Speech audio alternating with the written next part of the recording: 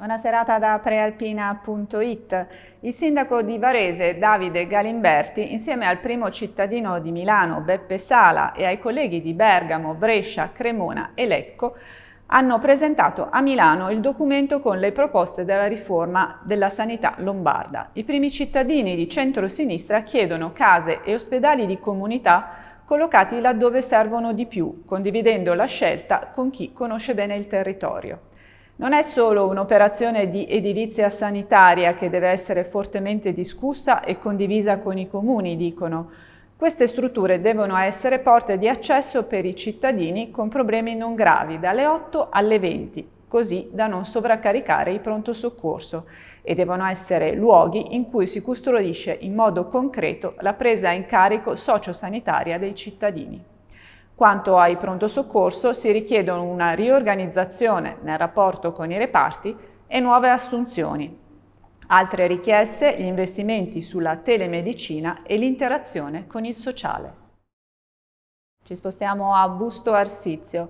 L'era Antonelli bis si apre ufficialmente questa sera alle 20 con la prima seduta del nuovo Consiglio Comunale.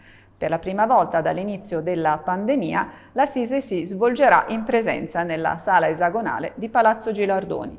Non sarà aperta al pubblico, ma i cittadini possono comunque seguire la seduta in streaming. Si comincerà con l'esame della condizione degli eletti alla carica di sindaco e di consigliere comunale.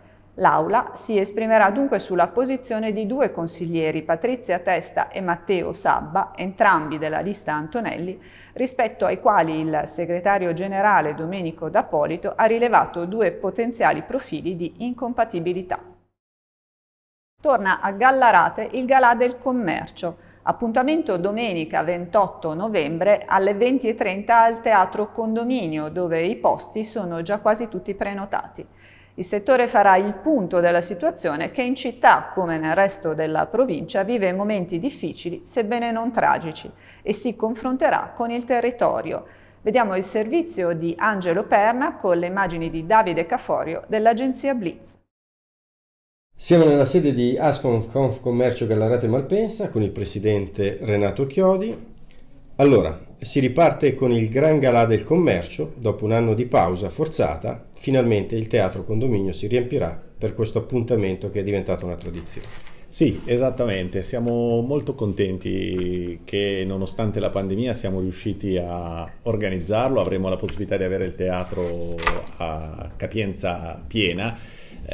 Ci voleva, c'è bisogno di riavvicinarsi, E in più si parla di cultura. In più, sì, si parla di cultura, lo facciamo in un modo diverso dal solito. Le prime due edizioni sono state molto ludiche, divertenti, basate sul cabaret. Quest'anno abbiamo voluto, come posso dire, alzare il tono, alzare l'attenzione verso di noi, verso il commercio e verso la città di Gallarate e il suo territorio circostante. Quindi la presenza di un personaggio come Vittorio Sgarbi è sicuramente indice di Perché una serata sarà lui divertente. l'ospite d'eccezione.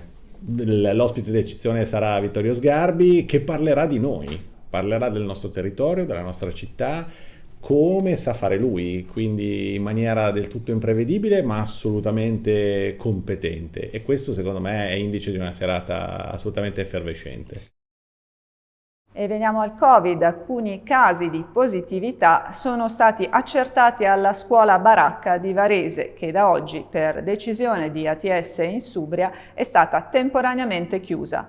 Sono scattati tutti i protocolli di sicurezza e a partire da domani è prevista la sospensione temporanea delle attività didattiche in presenza e l'avvio della DAD. Nelle prossime ore verrà effettuata la totale sanificazione della scuola, spiega l'assessore Rossella Di Maggio. Purtroppo il Covid è ancora in circolazione.